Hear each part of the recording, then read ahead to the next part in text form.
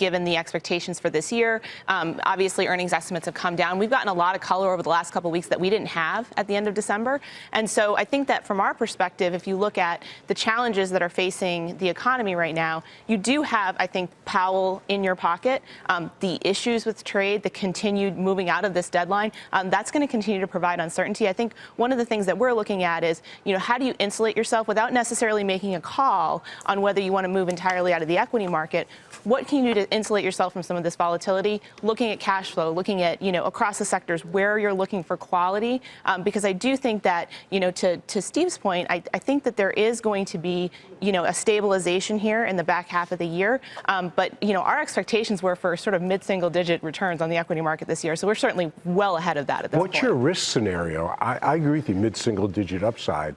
The downside is a lot greater. So it's not really volatility. Volatility is not risk. Volatility is opportunity, right?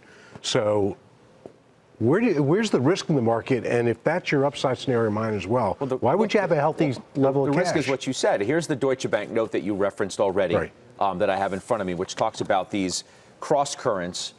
If they do strengthen, how far down could global growth go? And then obviously equities in the same light. Trade tensions heating up, causing a mild recession in the U.S.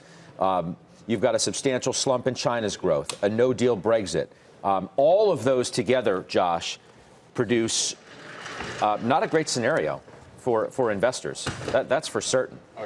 Yeah, look, I think the rally ran out of steam just as it approached the 200-day moving average, and maybe so there are some people that are trading off of technicals that are looking at that and they're saying, okay, I think I'll hold off a little bit. The tape is not terrible. You have a couple of back-to-back down days, but I remain in this retest camp. And I think it's important to look at what's leading. And I've been talking about REITs for a while. REITs are now hitting multi-year highs. What that's telling you is that they think the economy's fine, but that rates have nowhere to go to the upside right now.